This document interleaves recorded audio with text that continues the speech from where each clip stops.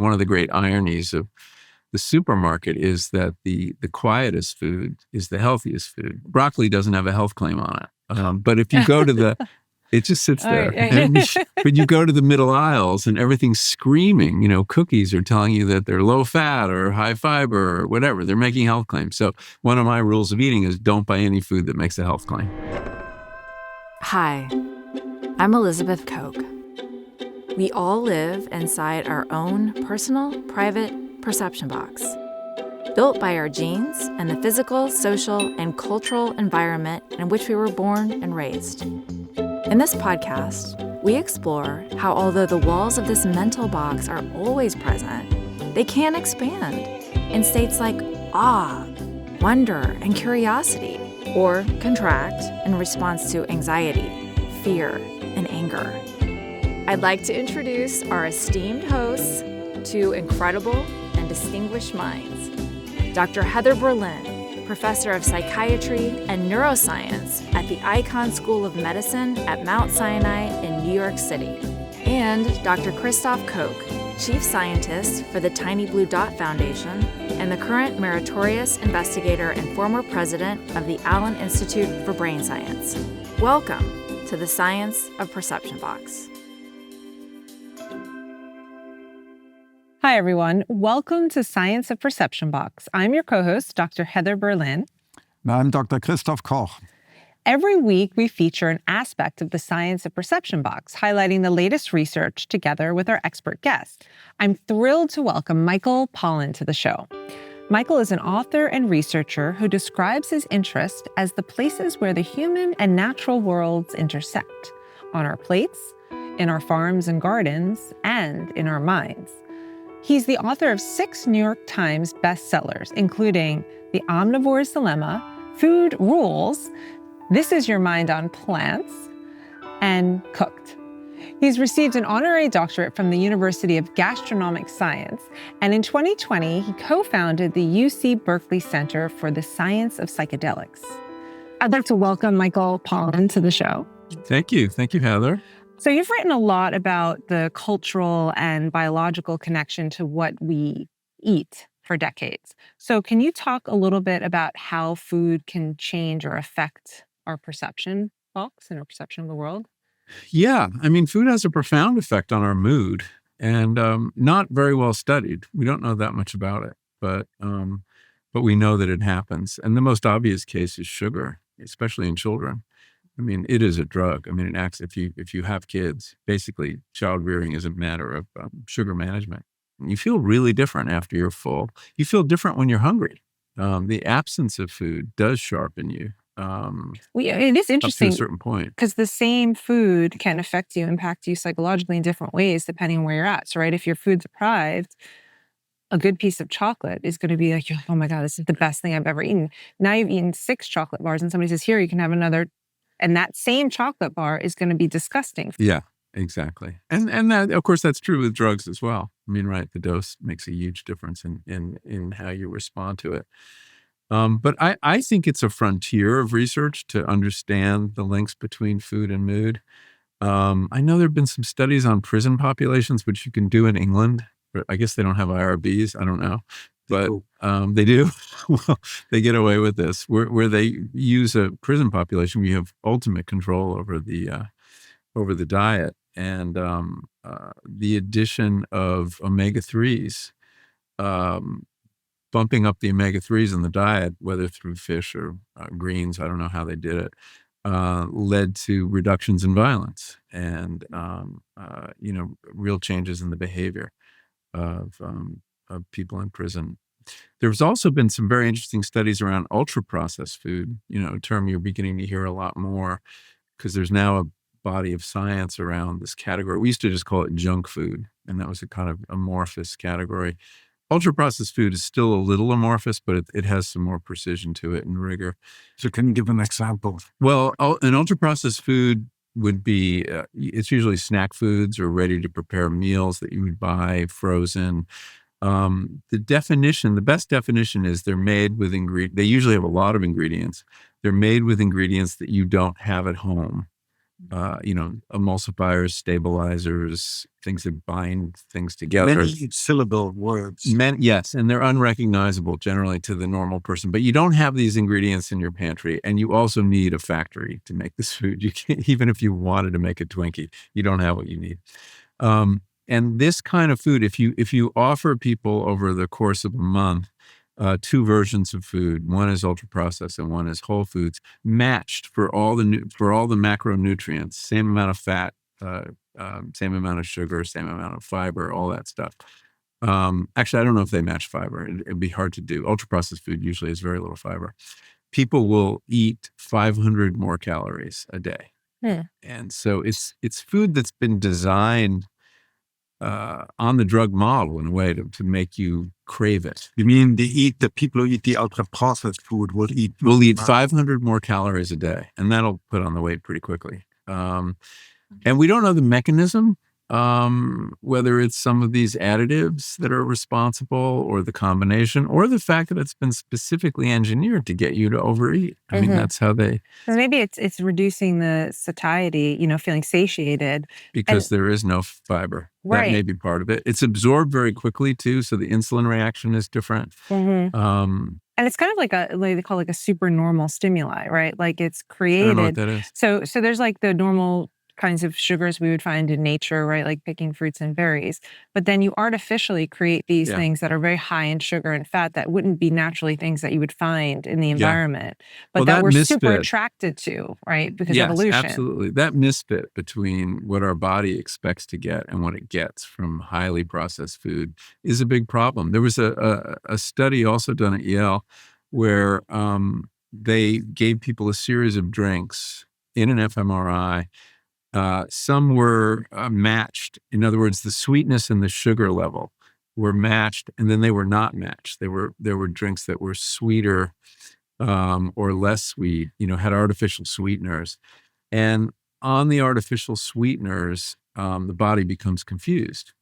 And the insulin response is to perceived level of sweetness. But if you're not getting the calories to absorb, the body will look for them. And that's one of the reasons people on no-calorie sodas don't lose weight. Their bodies will find those sugars eventually. And there's some work that was done by Ali Crum at Stanford, who looked at these milkshakes, and they had the same number of calories. But in one case, they said this was a really high-fat milkshake, and the other said it was this diet, So that's the influence of belief. Belief can also affect, so there's the physiologic aspect to it, but there's actually this top-down where when people believed it was this high-fat, nutritious, they would feel more satiated. They wouldn't want any other food. When they thought it was the diet one, they were hungry and they wanted to keep eating. So there's the psychological aspect of it as well that affects us. And there's also the cognitive framing, if they say there's a really expensive bottle of wine and people say we really like it, and then you say it's really cheap, it's the same wine. And it's not as good. Yeah, and the pleasure centers don't light up in the brain. So we really are, it's this combination between what's happening in our bodies, but also in our minds that but in terms of our perception box, it's what we believe, our beliefs and our expectations impact how our body physiologically is responding. So it's really 3 things, right? It's the molecules we ingest, then it's the state of our body. Are we hungry? Are we satiated? And then it's what we believe. Yeah. What we believe we eat, is it good or bad? Is it expensive? Is it not expensive? And all those 3 things combine to affect our health. And I'm sure if you eat something you believe is indulgent and not good for you, it has an effect. Whereas if you eat something that you've been told or you think is very healthy. I believe that mousse au chocolat is a cognitive enhancer. I can show you the evidence. I believe chocolate is, definitely. Chocolate is. Particularly mousse au chocolat. But there are also studies that show, if you're sleep deprived, if you're stressed, and they give people a choice, they tend to go for the junk food, the more higher fat foods. And so there is this aspect of impulse control as well, because often it's more attractive to have the food that is not so good for you. And so when you are sleep deprived or stressed, or you tend to go for those. So I think there's an probably aspect the of quicker high of the sugar? Yeah, or satiation. I mean, that these are foods, in general, processed food is absorbed by the small intestine and very quickly. So you get your sugar rush. And so if you're in a depressed or low energy mood, you're looking for that quick response. And so there's food that kind of unfolds more slowly through digestion and offers your microbiome something too. That's the other, I'm sure that's the problem with a lot of ultra processed food, that it doesn't feed the 10 trillion organisms that you have to think about when you're eating besides yourself. Do you think it's like a hidden sort of epidemic of people not realizing that their psyche, their bodies, everything is being affected? Yeah, no, I think it's a misfit. I think, we have this incredible mechanism designed by evolution to tell us what to eat. And you look at animals, they know what to eat. Cattle will self-medicate. When they're pregnant, they'll eat one kind of grass. And when they're putting on fat for the winter, they'll eat another kind of grass. I mean, there is a nutritional wisdom that that food science has learned how to manipulate and thwart. And so we understand. We know. Fruit. We're attracted to fruit because of the colors and the smells and the tastes. And we have some nutritional wisdom that is in danger of being lost because it can be manipulated. You wrote this beautiful article that stayed with me back in 2007 called Unhappy Meals, I think. Mm-hmm. You start off with this very short statement: eat food, not too much, mostly plant. So is this what you mean when you say nutritional wisdom? It sounds a little cryptic, but what I mean by that is real food. I mean, there's certain substances we dignify with that word that we shouldn't. I mean, I think a lot of ultra processed foods are not really food. So it's really eat real food. And I define that as, food your great grandmother would recognize as food, or food that doesn't have ingredients your third grader can't pronounce.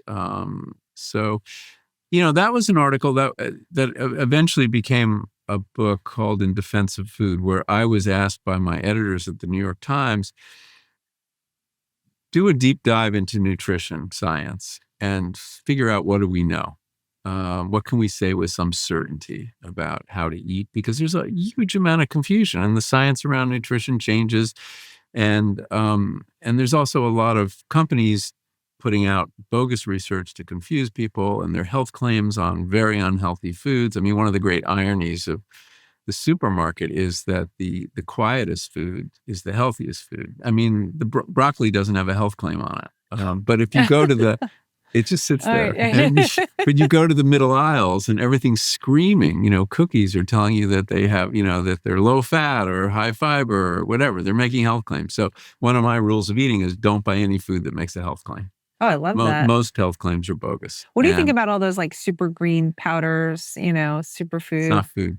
Right. It's not food. And there's no evidence. I mean, and nutrients, and so it's a very interesting case of science as a problem in terms of public education. In other words, scientists need to study nutrients.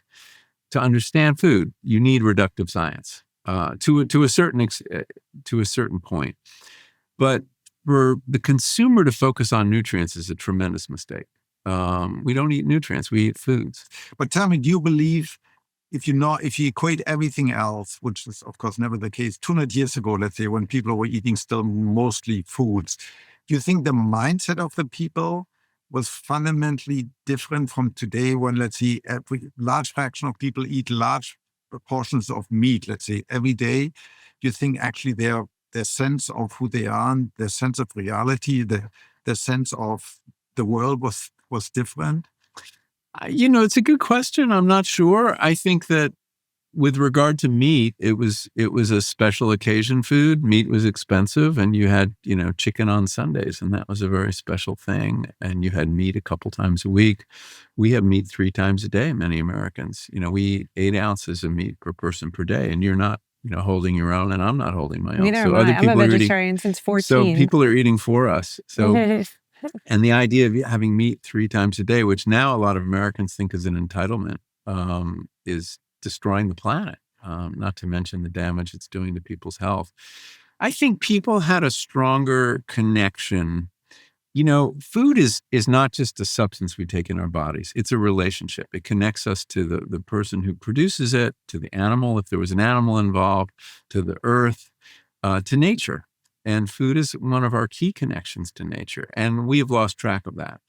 100 years ago, 200 years ago, most people either were farmers or knew farmers. So they had a real sense of where the food came from. And I think that changed the process of eating. I think there's no accident people said grace, because they understood that this is a marvelous thing, and it's a real gift of nature or God. And I think we've lost that. Food comes from the supermarket.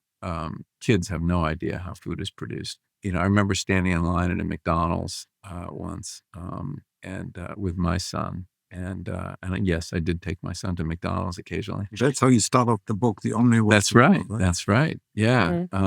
We're having a McDonald's meal, which I proceeded to follow back to the farms, and there was a kid there who they had a picture of a steer or something, and was shocked to learn that that's what she was about to eat.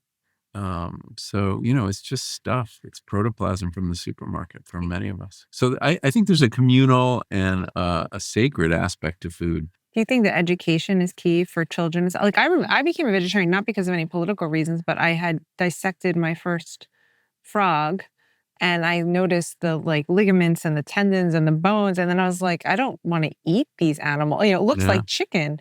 And there was this sort of disgust response. And then it just made me not want to eat animals, But I think, children are smart, and early childhood education around this could be something that changes their perception. I think everybody who eats meat should go to a slaughterhouse once in their life. Right. It should be a field trip.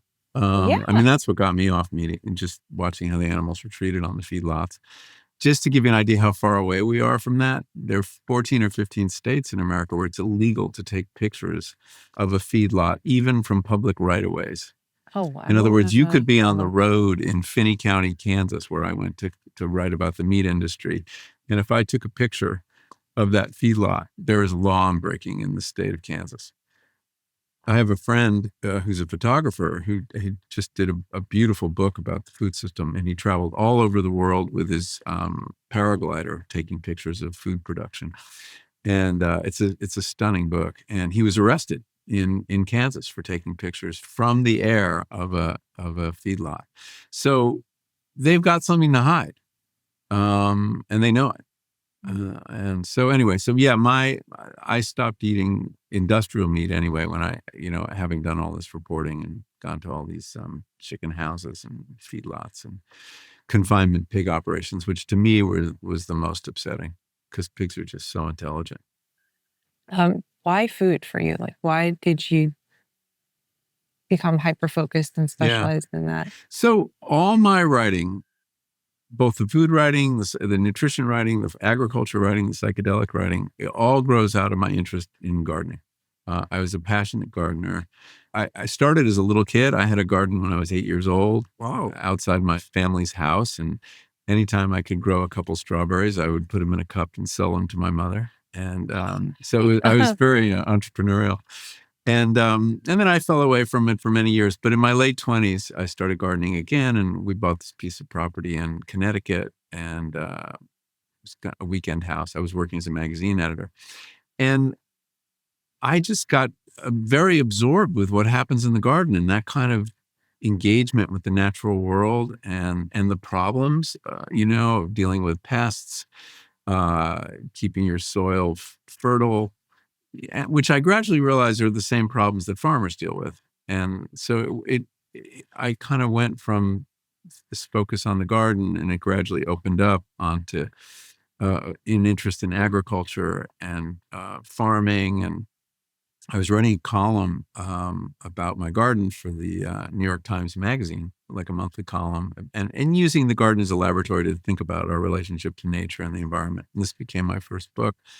But then at a certain point, when GMOs were introduced, genetically modified crops, I thought, that's a good column. I'm going to get some seeds from Monsanto, plant them in my garden, see what all this brouhaha is about. Although there wasn't actually a lot of controversy at that time in this country. It was a huge controversy in Europe. And in the course of writing that piece, Monsanto, I had wonderful access because I had approached them as a garden writer, the most benign creature on earth.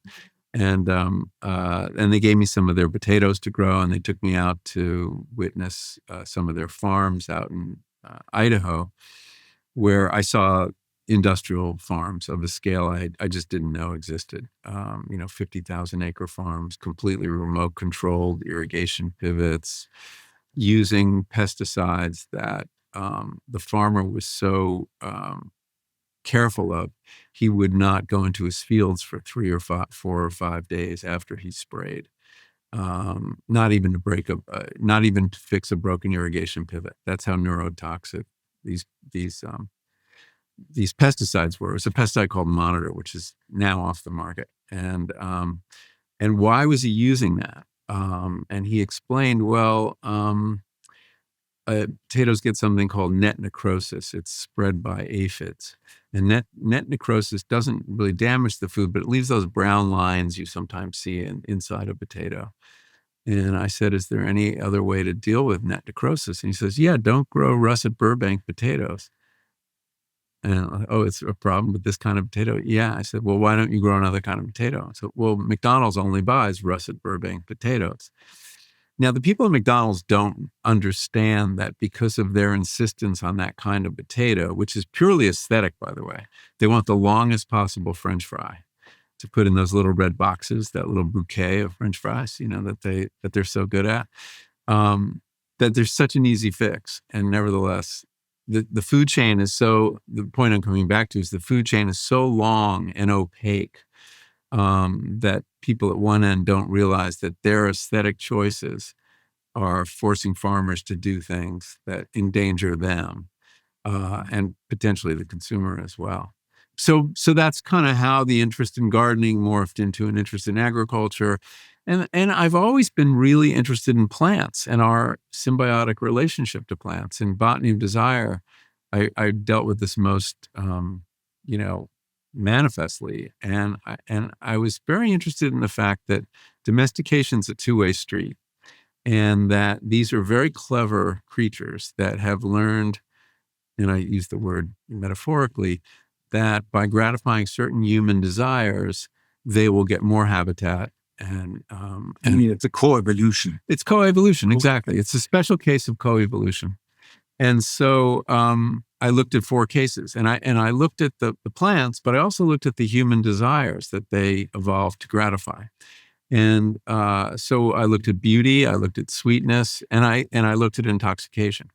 And this is what I mean when I say all the work begins that way. And there's a long chapter on cannabis, which is a plant that has succeeded, far beyond anyone's dreams because of the fact that it does something to our consciousness that we really like. And I looked at the neuroscience around cannabis and THC and anandamide, and I got very curious then when I was working on that book as to why would we like to change consciousness? On its face, that might not be such a good idea. Why would it be adaptive to change consciousness? Now, there's some obvious cases like pain, right? If you can change your consciousness to pain, that's a really positive thing. I mean, one of the most important plants in the pharmacopoeia are the opiates, which I've grown and written about and gotten in trouble with. Isn't that illegal? Or well, actually, opiates? It's a complicated. It's complicated. Okay. It's legal to grow it, but as soon as you turn it into a drug, you're breaking the law. I think when you start cutting them up. Exactly. And I did do that. So it's a curious human desire, though, because when you're in an altered state of consciousness, you're more likely to have accidents. In a wild setting, you're more likely to be the prey of some other animal. Yet we like to change consciousness, and many animals like to change consciousness. I suspect some of it has to do with sheer boredom, that we want to vary our experience of the world. And, we happen to live in a highly distracted, entertained culture. We don't have the same boredom problem that I can imagine people a couple hundred years ago. Life could get pretty tedious. So being able to change consciousness with alcohol or with caffeine or with any number of things would be attractive. But I think there are more positive benefits to changing consciousness. Caffeine is a great example. Caffeine has a lot of benefits. It improves focus. It helps you stay awake. It's a great drug in a capitalist society. But too much is not good either. I mean, you can No. get anxious and jittery. You know, caffeine is on balance, has been a boon to humanity, at least within the context of capitalism. And now I understand the most widely consumed psychoactive substance in the world. Yeah. In the form of coffee, tea, and soda. I mean, just to riff a little bit more on these. So what are the changes involving when you take caffeine in terms of consciousness? Because for sure you get more alert, so it modulates the level of arousal, right? Yes. But what about changes in conscious experience, which are different from arousal? Coffee's a funny case because the experience is completely transparent. If you compare it to psychedelics or cannabis or lots of other consciousness-changing things, which have a kind of, you see the windshield. Oh, when you're on magic mushrooms. You do. And even with cannabis, there's this physiological noise. There's all these sort of weird side effects. Caffeine is like perfectly transparent. It's wonderful that way. It improves people's stamina. It's very good for athletes, and it's legal for them to use it, and they do in large quantities. It improves memory. If you study for a test, then take a dose of caffeine, it will lock those memories in, and you'll perform better on the test. The negatives are pretty minor. I mean, there's, as you mentioned, jitteriness. Some people can't really tolerate it. The big negative is sleep. It does interfere with sleep. Caffeine has a long half-life, so it's in your system for, if you drink a coffee at noon, at midnight, there'll still be 25% of the caffeine will still be circulating. So it's a good idea to knock it off in the morning. But it is legal. But now people, thank God, also want more stronger changes, more. Yes, they're consciousness changing plants and fungi that improve your performance in various ways, give you a certain edge, and caffeine is a good example. There are others that render you useless to capitalism, and psychedelics would be one of them. And to warfare, it's a CIA. Yeah, that's right. It wasn't. Well, we think that's what they discovered. They haven't really told us, but we're assuming that's what they discovered. I've thought a lot about this and what consciousness change at that level of intensity could offer us. And we're learning, of course, about the therapeutic benefits of psychedelics. But I also think they play a role in cultural evolution. I really think that radical consciousness change is one of the ways that new ideas, new metaphors, new insights enter into our culture. And in the same way, borrowing Richard Dawkins' scheme that you've got memes in culture, you've got genes in biology, and memes evolve in a similar kind of way through a process of mutation and then spread. I think psychedelics but cannabis too, and other consciousness. This is all very recent. It's 20th century, at least in Western culture. If we just stick for the moment with Western culture. Well, the opiates were being used for thousands of years. But again, in Western culture, it was really the opening under the British, the route to China. East. So that was, Opium War, but that was sort of the 19th and 20th century. I mean, before, there's probably some usage back with the. Well, there was alcohol. Alcohol was a big drug in the West. Yeah, but you're saying that it's. I mean, it's a cultural evolution but it seems to be linked to sort of creativity, yes. Right? Oh yeah, novelty. Not all consciousness altering substances are induce creativity. No. And in most people, they don't. And I would say, 99% or 90% of the insights or metaphors or creative thoughts people have on psychedelics are worthless. Right. Just like most mutations don't serve the wait, but so let's take one of the greatest bursts of creativity, at least in Western tradition, the Renaissance. Yeah. Enlightenment, right? What evidence do we have that drugs were involved? Well, caffeine shows up, I think, in the 1640s in England and France. Many of the Enlightenment figures were big coffee drinkers. Voltaire, Balzac. It's very hard to pin this down, but I do think that if you look at their role, there are people, I mean, there's a history of scientists who've had breakthroughs on psychedelics. At least from what I know, the microdosing doesn't increase creativity. There's no evidence for that. But I think it would be interesting to look across time. Like, if once we introduce psychedelics into mainstream culture, was there a burst of creativity? Or Yeah. I think certain psychedelics are a quick route to get there and in a very extreme way. But that's not the only way to I go. don't know. And by no means is it the only way. It's just one of the tools. It's one of the mutagens we have that changes things. So I think it's had, on balance, I think you could point to some positive effects that consciousness change has for our species. I mean, you're talking about another kind of consciousness change as part of creativity, giving up, unconstraining the self and the mind. So there was a study done on creativity in the 70s at Stanford Research Institute, where they gave a group of creatives 100 micrograms of LSD. They had architects, they had writers, they had engineers, they had people across them, and everybody supposedly had a block, was stuck on a project. And they gave them the LSD, and they kind of, rolled around on the floor for a while, and then they told everybody, go to your desks. And they had their work tables, and they went to their desk, and the architect worked on, he was designing some mall or something, and the writers worked on their problem. And it was an interesting study, and many people reported a breakthrough, but there was no control. There was, it was like, surely we could do a better job of that now. We have better measures of creativity. We have, I think we could better control something like that. Alison Gopnik has various creative tasks that she gives to kids. Some of those could be used. So I think it's a really rich area to explore. And maybe you can, you don't need a massive dose to get these effects. I mean, there are management classes that offer this now, that offer you to take you outside the US to the Caribbean, somewhere where you can sort of be more creative. And we don't know if it works or not. And also, but we should find out. People believe that they're more creative. Right. That may well make them more creative. Well, it might improve their confidence, but if their product still sucks. But there is something in the letting go that where creativity thrives, and I think these drugs are an avenue All for about that.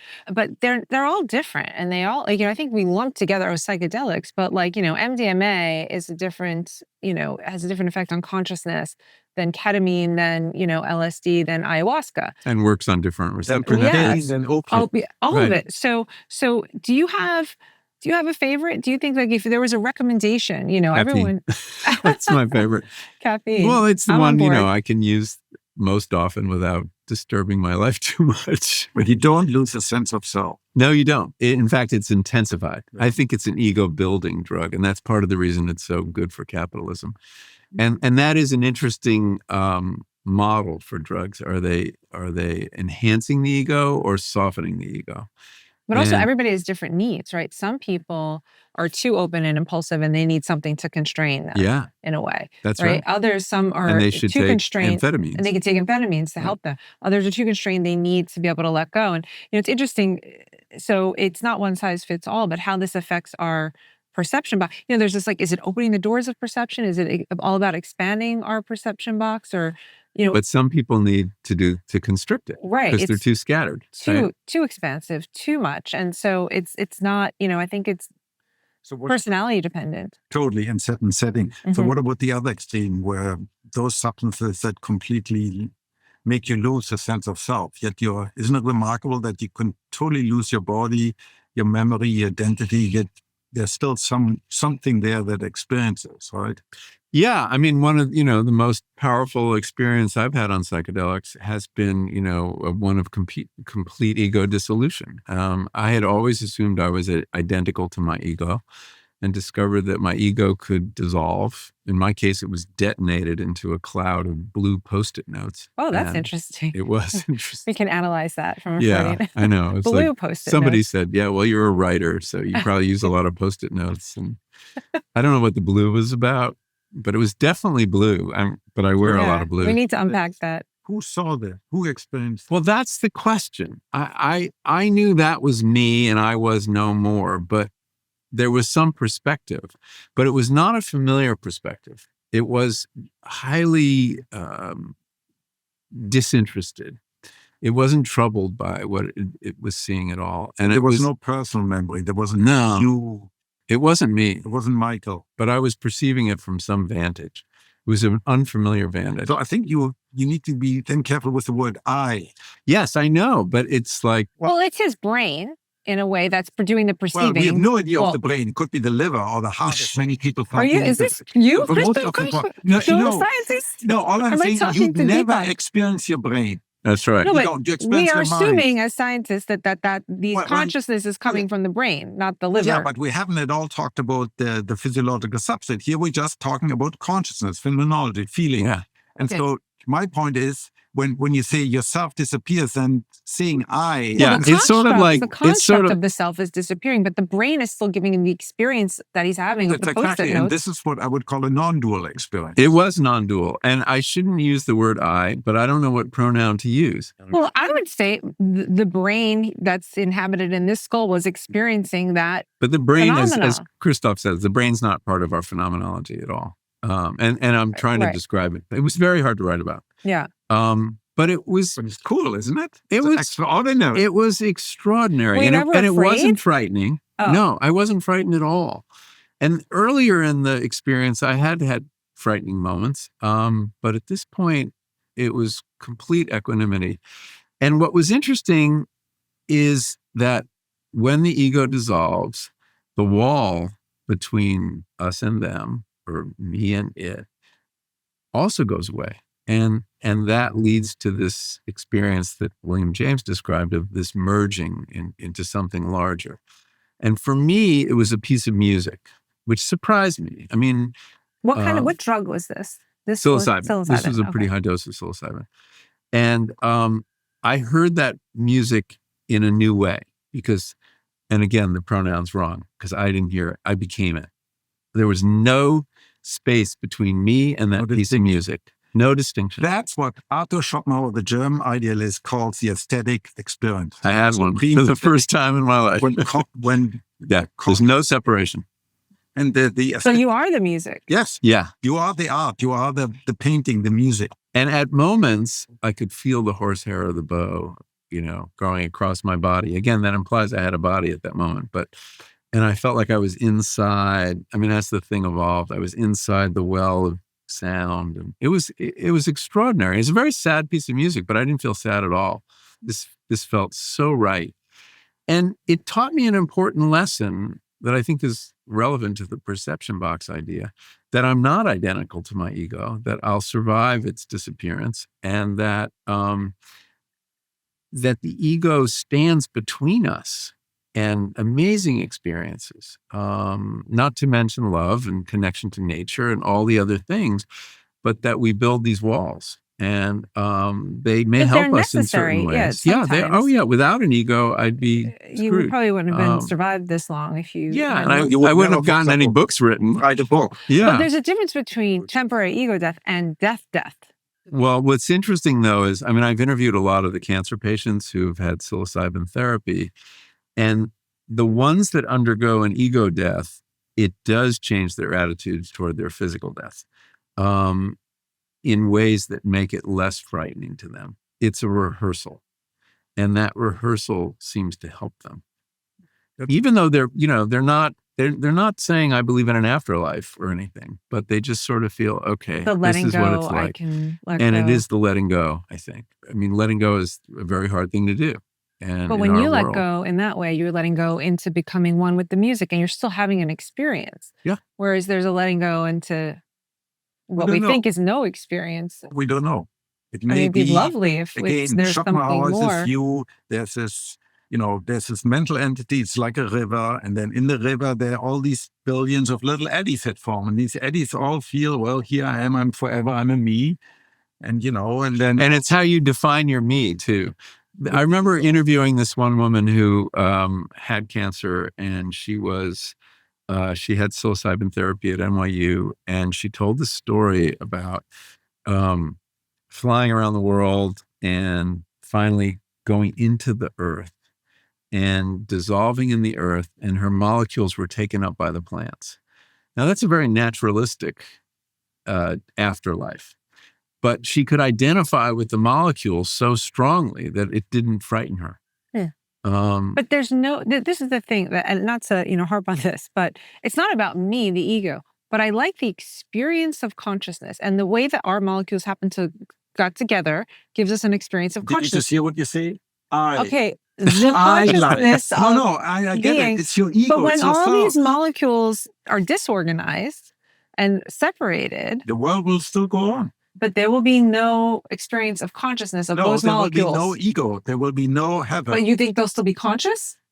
We don't know. But what we Okay, do know, there will interesting. not be an ego. It's all ultimately. I don't all need with the ego, but I like Yes. the idea of consciousness. Again, you say, I. well, I the mean, other thing, me, the yeah. other important takeaway for me was that consciousness survived the death of the ego, and that there was still experience. No, I'm all about that. Yeah. I want consciousness to And survive. I thought the But two were it's a very identical. important Right. insight, because many people claim self-consciousness is a defining feature of consciousness. No, and but without self, there isn't consciousness, which I think is nonsense. No, I No. think that psychedelic experience proves that that's There's not pure the case. consciousness, but those molecules that are creating that experience of pure consciousness are organized in such a way to allow that to emerge.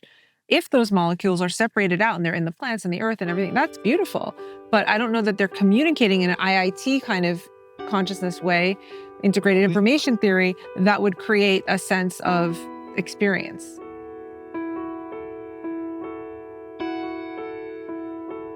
We end every episode by asking a perception box question.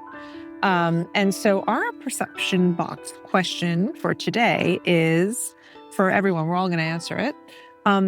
How would you describe the difference between who you are publicly and who you are privately? Well, almost by definition, publicly, particularly in a context like this, you're much more social, you interact with each other. But privately, I'm perfectly happy sitting at home listening to music. Then an entire weekend, I spent this blissful 3 weeks over Christmas with my wife and my Bernese mountain dog for 3 weeks on a tiny island. It was just wonderful, just by itself. Well, I mean, with one other person and one other almost Mr. Felix, Who I met is a wonderful dog. So there are these differences between, public, when you're on stage, when you're surrounded by other people, you become very, Extroverted. gregarious, very extroverted. And then people think, oh, the person's always like that back home, but back home they may be very different and introverted and maybe shy. Okay. I'm actually shy. I mean, I've seen you in various contexts, and I think it's intermixed. All right. Yeah. Well, similarly, I mean, I do a lot of public things like this, and I do a lot of public talks, and I teach, and I'm very sure of myself and very sure-footed, and I have my opinions, and I always have an answer to any question. In reality, I don't. And I'm reminded of this by my wife and my son all the time, who will remind me that you don't really know anything about that, do you? So there's a certain confidence that I betray in public that I don't necessarily feel. Yeah. There's a persona that you put on of, this is the person, the idealized person that I want to be. And it's reinforced, of course, by others. I mean, Right. There's a social self, and it's how we perceive ourselves in the eyes of others. And I've always wondered, and I've had periods of really being isolated, being alone, going somewhere to focus on my writing or something. And there is this way in which you sense your sense of identity just kind of softening and eroding. And if you did it long enough, it would disappear. It wouldn't quite disappear, but it would change fundamentally. Yeah. So I think our public identities reinforce all sorts of things about us and our ego that wouldn't otherwise exist.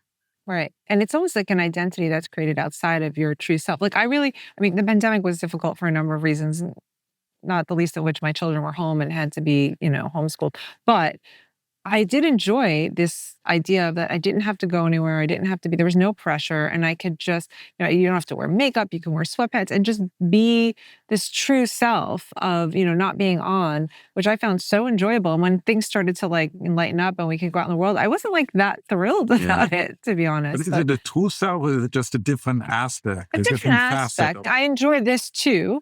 But I enjoy the majority of the time to not be on. And then occasionally you're on and you're there's a performance aspect to it. But then to kind of retreat, I think you need a little of both. I think performance is a key term too. Yeah. Yeah, it's like performative and you're a character. And, I once spoke with Bill Nye, the science guy, and he was saying like, there's the guy, and then there's Bill. Right. And sometimes people lose that distinction between their like performative self and their, sort of non-performative self, let's say. But I think that we all have to kind of be humble at some level and, realize that we don't know everything. And I'm going to leave it on this. Speak for yourself. My grandmother said to me, my grandmother's advice is always great. When I was very nervous, I was in graduate school and I was giving my first lecture to all these like professors. This was at Oxford. It was very intimidating. And I called her, I'm so scared, Grandma. And she said, they all take a like you and me. All right, Grandma. And on that note, that has been this episode sounds like of a great Perception grandma.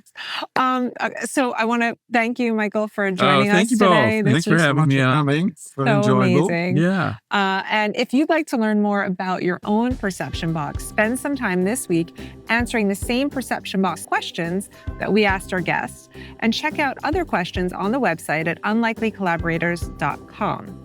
You can also subscribe to our YouTube channel and watch the show or listen wherever you get your podcasts.